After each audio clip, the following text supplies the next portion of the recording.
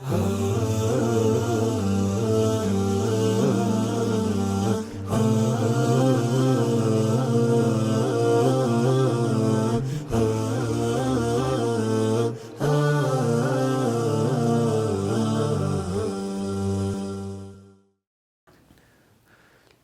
لله والصلاة والسلام على رسول الله اما بعد.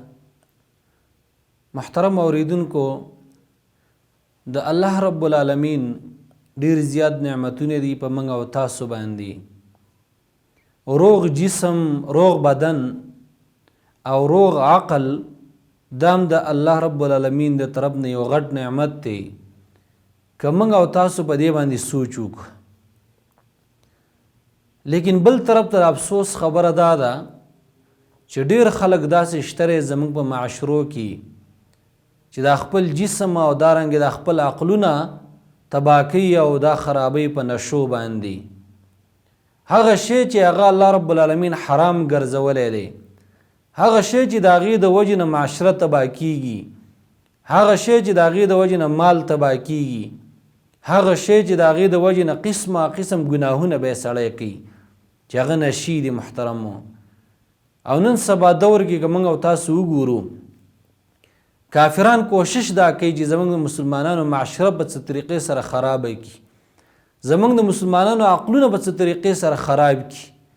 نو قسمه قسم نشي راویستلې، زموږ ماشومان هم شروع شو او دا نشي کوي. محترمو، الله رب العالمین په قرآن کریم کې فرمایي: یا ایها الذین آمنوا انما الخمر والمیسر والانصاب والازلام رجس من عمل الشیطان فاجتنبوه لعلکم تفلحون. اے د ایمان والو، یقینا شراب، جواری، درگاهونه او دارنګ قسمت معلومول په غش باندې دا ټول پلید شیزونه دي. دا د شیطان عمل دی، نه ځان وساتئ دې لپاره چې تاسو کامیاب شئ. یقینا شیطان دا غواړي چې هغه ستاسو په منځ کې دشمنی پیدا کړي، بغض پیدا کړي. او دا بغضونه او دا دشمنۍ د څه د وجې نه پیدا کېږي چې کله سړی شراب وڅکي، سړی کله جواری نه کوي، د الله رب العالمین د ذکر نه په دې باندې سړی بندېږي. ویصدکم عن ذکر الله، او تاسو بند کړي د الله د ذکر نه، وعن الصلاة او د لمونځ نه. ځکه کله چې سړی دا نشې کوي، هغه به ځان نه پیژني، نو لمونځ به څوک پیژني؟ نو الله رب العالمین فرمایي چې فهل انتم منتهون، آیا تاسو منع کېدونکي وئ؟ محترمو، نشي دا ډېر غلط شی دی. شراب دا حرام دي، د دې د وجې نه ټول ګناهونه راجمع کېږي په انسان کې. او دارنګې پوډر څکل او ایرون څکل او چرس څکل، دا ټول شیزونه حرام دي. محترمو، د دې د وجې نه معاشره خرابېږي، د دې د وجې نه مال تباه کېږي.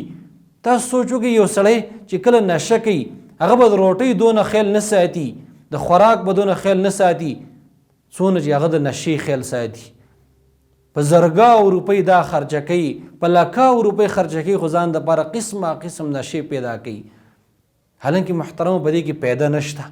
دا د انسان بدن تباه کوي، د انسان جسم تباه کوي، عقل خرابوي او دارنګې صحت خرابوي. محترمو، حدیث کې راځي رسول الله صلی الله علیه وسلم په واقع د اسراء کې فرمایلی چې ما ته 2 لوښي راوړی شو، په یو لوښي کې شودو او په بل لوښي کې شراب و. نو ما ته وویلی شو چې کوم لوښی ستا خوښ هغه ترې واخله. نو ما د شودو دا لوښی راواغست او هغه مې وڅښ. او دا راته وویلی شو که چېرته تا د شرابو دا لوښی اخیستی وی نو ستا امت به ګمراه وي. ګوره، د شرابو د وجې نه سړی ګمراه کېږي. محترمو، کله چې سړی شراب وڅکي، دا به نور ګناهونه کوي، زنا هم کوي، غلاګانې هم کوي، او د نشو دپاره به سړی قسمه قسم حربي استعمالوي، خو ځان دپاره به نشه پیدا کوي، بیا ځان دپاره شراب پیدا کوي، د ځان دپاره بیا پوډر پیدا کوي، د ځان دپاره به چرس پیدا کوي. محترمو، دې دپاره به غلاګانې هم کوي چې کله ورسه پیسې نه وي. حالانکه دا ټول شیزونه حرام دي. حدیث د مسلم کې راځي رسول الله صلی الله علیه وسلم فرمایي چې هر نشه‌یي شی دا شراب دی او هر نشه دا حرامه ده. هر نشه محترمه دا حرامه ده. سړی به دا نه وي چې دا نشه حرامه ده او دا نه ده. نه، هر نشه رسول الله صلی الله علیه وسلم فرمایي چې دا حرامه ده. شراب حرام دي، دا پوډر څکل دا حرام دي، دا چرس دا حرام دی محترمو. رسول الله صلی الله علیه وسلم فرمایي چې په شراب باندې د الله لعنت دی، په سکون کې باندې لعنت دی. څوک چې چاله ورکوي، څوک یې خرڅوي، څوک یې اخلي، څوک یې جوړوي، څوک یې وړي راوړي، په دې ټولو باندې لعنت دی. دغه شان دا نشي شیزونه د دې خرڅول هم حرام دي، د دې جوړول هم حرام دي محترمو، د دې څکل هم حرام دي. د دې د وجې نه سړی تباه کېږي. رسول الله صلی الله علیه وسلم فرمایي چې نشه دا حرامه ده، نشه حرامه ده محترمو. رسول الله صلی الله علیه وسلم فرمایي چې هر نشه ده حرامه ده. او الله رب العالمین چې کله یو سړی دا نشې کوي او الله ته توبه نه وباسي او د دې نه منع نه شو، نو الله رب العالمین ول بیا سزا ورکوي. د جهنم والو نه چې کومې ویني او زوي ځي دا به بیا الله رب العالمین سکي. ګورئ څونه سخت سزا ده محترمو. ولې سړی ځان تباه کوي؟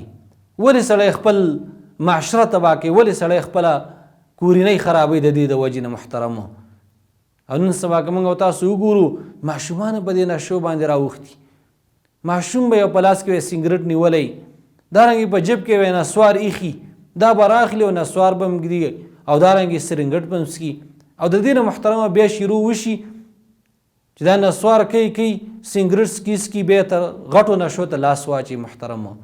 دا به سړی نه وي چې دا نسوار یو معمولي شی دی، دا سګرټ هسې یو معمولي شی دی. نه، کله چې سړی دا وړې وړې نشې کوي بیا غټو نشو ته هم لاس واچي. او نن سبا موږ اورو چې یوه بله نشه راوتې او هغه ماشومان ته په قسمه قسم شیزونو کې ورکړی کېږي. کله ورته د ټاپینو په شکل کې ورکړی کېږي او کله ورته محترمو د چکلیټونو په شکل کې ورکړی کېږي او کله د یو شي په شکل کې او کله د بل. کوشش دا پکار دی، په ځان باندې رحم کول پکار دی محترمو. الله رب العالمین انسان ډېر عزتمن پیدا کړي چې موږ الله داسې عزتمن پیدا کړي. الله په قرآن کې فرمایي چې ما د آدم بچي د عزتمن پیدا کړي. نو ولې یو سړی ځان په خپله خرابوي؟ ولې سړی خپل کور تباه کوي؟ خپلو بچو باندې نظر ساتل پکار دي. داسې نه چې بچی نشې کوي او پلار ته خبر نه وي، یا پلار ته خبر وي او پلار یې دا غم نه کوي، بیا وروسته دا پلار افسوس کوي، دا بچی به نافرمانه، دا به قسمه قسم ګناهونه کوي، ټوله معاشره دې تنګوي محترمو. ځکه عقل چې کله خراب شي، تاسو دې خبرې ته وګورئ. حسن بصري رحمه الله هغه فرمایل که د عقل چرته اغستلی کېدی شوې نو خلکو به ډېر اوچت قیمت ورکولی او د عقل به یې اغستی، د عقل به یې اغستی. او زموږ پښتو کې هم دا خلک وایي که چېرته د عقل اغستلی کېدی نو ما به تاله د عقل اغستی وی. نو حسن بصري رحمه الله به ویل که چېرته د عقل چا اغستی نو ډېر غټ غټ قیمتونه به یې په دې ورکلي وي او د عقل به یې اغستی وی. خو تعجب دی د هغه چا نه چې هغه په دې مال په وجه باندې د خپل عقل خرابوي، چې الله رب العالمین ول عقل ورکلی او دا وراولږي او د عقل خراب کی، په چرسو باندې خراب کی، دارنګې په شرابو باندې خراب کی، دارنګې په نورو نشو باندې خراب کی. محترم غرض دا دی چې الله رب العالمین موږ عزتمن پیدا کړي. الله رب العالمین انسان ته عزت ورکلی دی.